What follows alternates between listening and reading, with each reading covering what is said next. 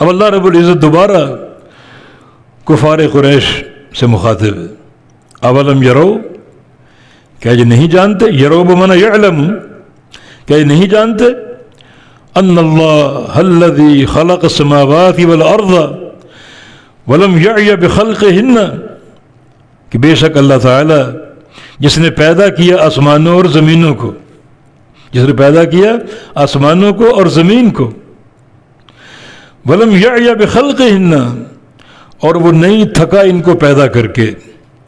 اس نے آسمان بنائے ساتوں، زمین بنائی، یہاں ایک واحد کا صیغہ ہے زمین، مگر دوسرے نصوص سے ساتوں زمینوں کا ثبوت ملتا ہے، تو ساتوں آسمان بنائے، ساتوں زمینیں بنائیں، اور ان کو پیدا کر کے اللہ تھکا نہیں ہے۔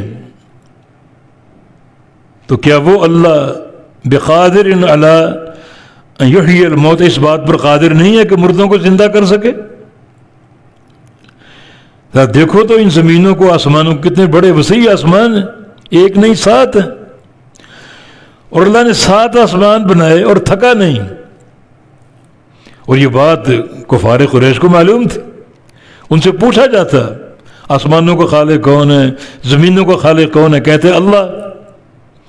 یہ بات ان کو معلوم تھی، تو جو بات ان کے علم میں تھی اسی کے ذریعے ان پر حجت قائم کی گئی کہ آسمان دیکھو کتنی قوت والے اور کتنی طاقت والے، تمہاری اس کے مقابلے میں کیا ہستی ہے؟ انتم اشد خلقا من السماء، تم سخت ہو یا آسمان سخت ہے؟ اتنی شدید اللہ کی مخلوق۔ اور ایک مقام پر فرمایا لخلق السماوات والارض اکبر من خلق الناس، آسمانوں کی تخلیق اور زمینوں کی تخلیق لوگوں کی تخلیق سے بڑی ہے۔ یہ معاملہ زیادہ شدید ہے۔ اور جب اللہ آسمانوں کو بنا گیا، زمینیں بنا دیں، اور ان کو پیدا کر کے تھکا بھی نہیں، وہ اللہ مردوں کو زندہ کرنے پر قادر نہیں ہے؟ تو یہ جو شے ان کو معلوم تھی، اس شے کے ذریعے ان پر حجت قائم کی گئی۔ تم جانتے کہ اللہ آسمانوں کا خالق، زمینوں کا خالق، اور آسمان و زمینوں کی جو تخلیق ہے انسان کی تخلیق سے سخت ہے۔ جو اللہ آسمانوں کو بنایا، جس نے زمینوں کو پیدا کیا اور تھکا نہیں، وہ مردوں کو زندہ کرنے پر قادر نہیں ہے؟ تو یہ استدلال بڑا قوی، جس کا کوئی جواب نہیں کفار قریش کے پاس، کوئی جواب نہیں۔ بلا کیوں نہیں، انہ علی کل شیء قدیر، بے شک وہ ہر شے پر قدرت رکھنے والا ہے، ہر شے پر وہ قادر ہے، اور کوئی بات اس کی احاطہ قدرت سے بعید نہیں۔ ہر شے پر قادر ہونے کا معنی جو وہ چاہے۔ اس لیے مفسرین اس کے ترجمے میں کیا لکھتے ہیں؟ انہ علی کل شیء شاءہ قدیر، اللہ ہر شے پر قادر، جو وہ چاہے، جو کرنا چاہے اللہ اس پر قادر۔ اس لیے کوئی ایسی باتیں کرنا جو اس مقام کے فہم کے خلاف ہے، وہ درست نہیں۔ اب کچھ لوگ کہتے ہیں کہ اللہ تعالیٰ ہر شے پر قادر تو ہے مگر بعض چیزوں پر قادر نہیں ہے۔ مثلا 2 ضدوں کو جمع کر دینا،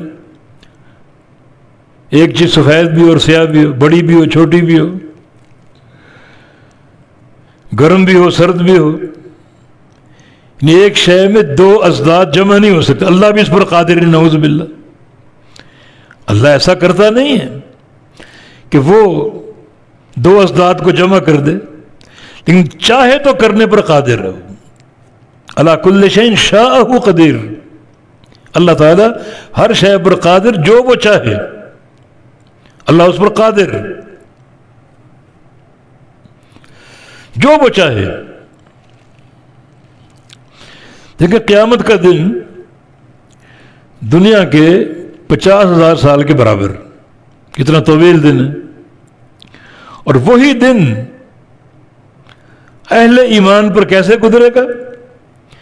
جیسے ظہر عصر کا وقفہ ہوتا ہے۔ اب دن ایک ہی ہے، طویل بھی ہے اور چھوٹا بھی ہے۔ اللہ کی قدرت، ایک ہی دن کتنا طویل، دنیا کے 50,000 سال کے برابر، اور وہی دن کتنا چھوٹا ہے بعض لوگوں پر جیسے ظہر اور عصر کا ایک وقفہ بیچ میں ہوتا ہے 2-2.5 گھنٹے کا.